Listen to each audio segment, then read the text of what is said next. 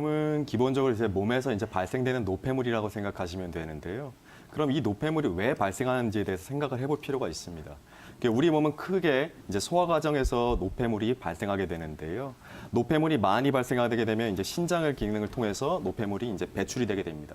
그러면 소화기 기능에 문제가 생기거나 혹은 신장 기능에 문제가 생겨서 노폐물 배출이 안 될 경우에 몸에 이제 담음이 많이 쌓이게 되는데요. 근데 이런 담음에 같은 경우에 이게 어린이의 발달 장애에도 사실은 영향을 미친다는 이제 연구 결과가 있었는데요. 두뇌 발달은 기본적으로 이제 경락의 소통을 통해서 이루어지게 되는데 이 경락의 소통의 담음으로 인해서 어떤 노폐물로 인해서 이 경락이 막혔을 경우에 뇌의 발달이 더디게 되고요. 특히 이제 뇌 같은 경우엔 좌뇌, 우뇌 이렇게 양쪽으로 구분을 해서 이제 판단을 하게 되는데요. 그 좌뇌 같은 경우에는 이제 숲보다는 나무를 보는 어떤 구체적인 이제 영역을 담당하고 있고요. 우뇌 같은 경우에는 나무보다는 숲을 보는 큰 이미지뇌라고 이제 부르게 되는데요. 담음으로 인해서 뇌로 통하는 경락이 막혔을 경우에 이 좌우의 밸런스가 깨지기 때문에 어린이들의 이제 발달 장애나 자폐와 같은 증상에도 사실은 영향을 미친다는 점, 이런 점은 한 번쯤 생각해 볼 필요가 있을 것 같습니다.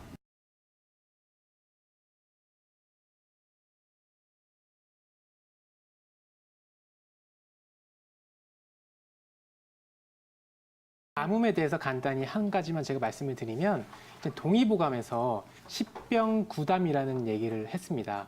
이 얘기는 무슨 얘기냐면은 10가지, 그러니까 많은 병 중에서 90% 정도 해당되는 병의 원인이 이 담음에 있다라고 얘기를 한 건데요.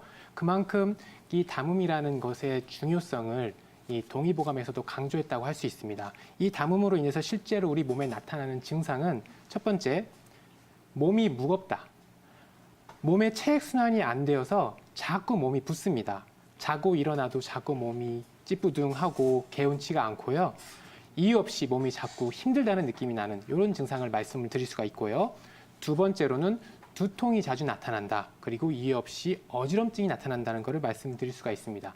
상부로의 순환이 잘 안 되는, 상부로의 순환이 잘 안 돼서 담음이 만들어지게 되고 이로 인해서 머리가 맑지 않고 무슨 일을 해도 집중이 잘 안 됩니다.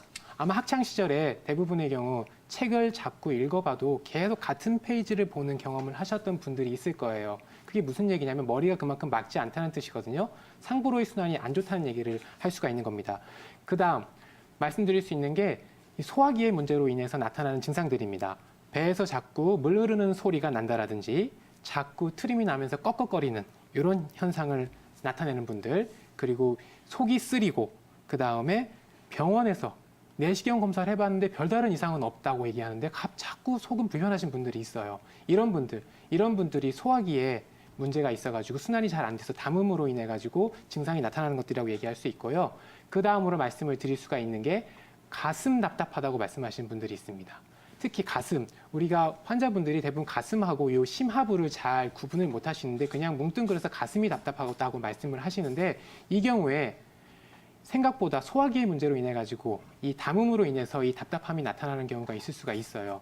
하지만 여기서 그냥 단순히 가슴 답답한 것이 우리 소화기 문제다라고 해서 동등한 걸로 생각하지 마십시오. 왜냐하면 가슴에는 심장하고 폐의 문제가 있기 때문에 심장하고 폐의 문제로 인해 가지고 그런 증상들이 나타날 수도 있기 때문에 그 증상들을 정확하게 확인을 하고 나셔서 그 다음에 이 담음에 대한 증상을 바라보는 것이 좀 더 정확한 진단 방법이다 라고 말씀을 드릴 수가 있습니다.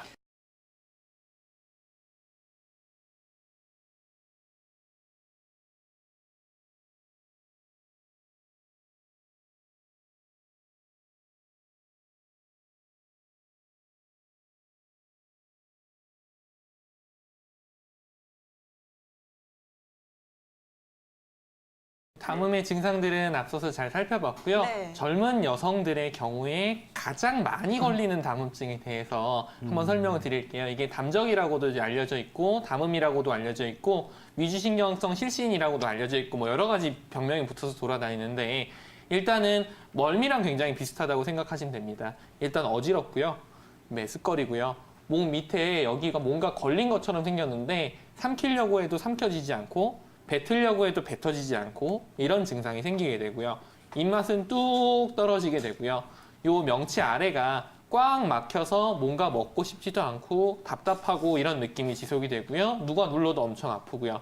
가슴 쪽으로도 답답하고 잠 못 자고 두근거리고 이런 증상들이 생겨나면서 마치 화장실 변기 물 안 내려가면 위로 넘치듯이 이렇게 어지러운 증상은 계속 나타나고 밑으로 물은 안 가니까 손이랑 발은 차갑고 얼굴은 뜨겁고 이런 쪽으로 증상이 나타나는 경우가 제일 많습니다. 그래서 젊은 여성분들은 상대적으로 아랫배나 그 아래쪽 담음증보다는 상부, 그리고 요 명치, 그리고 얼굴까지의 증상이 가장 많이 나타나게 돼요. 그리고 이런 담음증이 있을 때 결국 대사되지 않은 노폐물이기 때문에 순환기의 증상이 있느냐, 호흡기의 증상이 있느냐, 소화기의 증상이 있느냐에 따라서 증상이 다 달라요.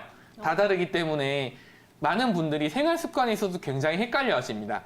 담음증에는 이렇게 생활하면 됩니다 라고 하는 게 딱딱 하나씩 정해져 있는 게 아니고 여러 가지 상황에 따라서 다 달라지기 때문에 이 소화기와 호흡기와 이런 부분에 따라서 각각 다른 생활 습관을 가지게 돼요. 일단 기본적으로 대사에 문제가 생기는 거기 때문에 규칙적인 생활을 하고 활발하게 이런 기본적인 것들은 다 지켜주셔야 되고요. 예를 들어서 순환기 쪽으로 어지러움이 잘 생기는 분들 같은 경우에는 음식 중에서는 천마차가 도움이 될 수가 있고요.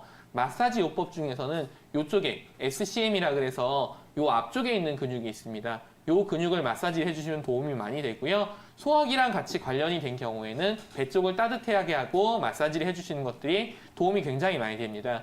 그리고 기침이나 가래가 많은 쪽으로 생기시는 경우에는 등 쪽을 두들겨줘서 빼주는 것들이 중요해요. 특히 어린아이들 아까 발달장애 얘기 나왔었잖아요. 그런 것들도 두들겨서 빼주면 아이의 가래 제거에 도움이 굉장히 많이 됩니다.